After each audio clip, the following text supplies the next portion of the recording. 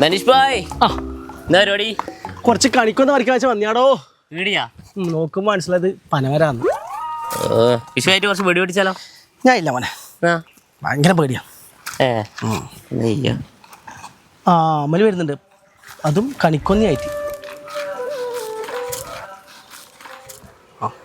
ചങ്ങാനും കൂട്ടാ വെടി പൊട്ടിക്കാൻ. ഇവനാ ഇവൻ വെടിന്ന് വാക്കേട്ട് ആ ഭാഗത്ത് നിൽക്കൂല, ഓടിക്കളയും. ഇവന്റെ ചങ്ങായിരിക്ക് വെടി പഠിച്ചിട്ട് കൈയും കാലും ചെന്തി പണ്ടടങ്ങി പോയി. അതിനുശേഷം ഈ ചങ്ങായി ആ ഭാഗത്ത് നിൽക്കൂല. ഇതിപ്പോ എനക്കും പേടിയാന്ന്. ഇനിയിപ്പം വെടി പഠിക്കാനാണെങ്കിലേ നമ്മുടെ നാട്ടിൽ ഒരേ ഒരാളേ ഉള്ളൂ. ആരാ? രഘുവണ്ണൻ. ശരിയാന്നല്ല, രഘുവണ്ണൻ പൊട്ടിക്കോല്ല. എന്നാ വാ രഘുവണ്ണൻ്റെ പോവാ. രഘുണ്ണോ രഘുണ്ണോ രഘുണ്ണ എന്നാടാ മനുഷ്യന്മാരുടെ സമാനത്തിൽ തൂറാൻ പെടില്ല നിങ്ങൾ? രഘുണ്ണ ചെറിയൊരു പ്രശ്നമുണ്ട്, നിങ്ങൾ സോൾവ് ആയി കൊടുക്കണം. പ്രശ്നമെല്ലാം വിഷു കഴിഞ്ഞിട്ട് പോ വിട്ടോ. അല്ല ഈ വിഷുവിന് ഈ വെടി പൊട്ടിക്കാൻ വേണ്ടിട്ടാണ്, ഇവർക്കൊന്നും ധൈര്യമില്ല.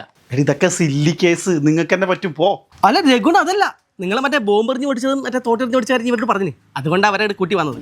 എടാ അതൊക്കെ എന്ത് ഇതെല്ലാം ഉണ്ടല്ലോ, ധൈര്യമല്ല വേണ്ടത്, ബുദ്ധി വേണം.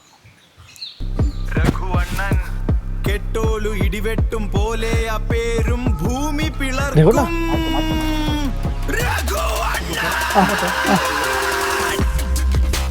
മാർക്ക്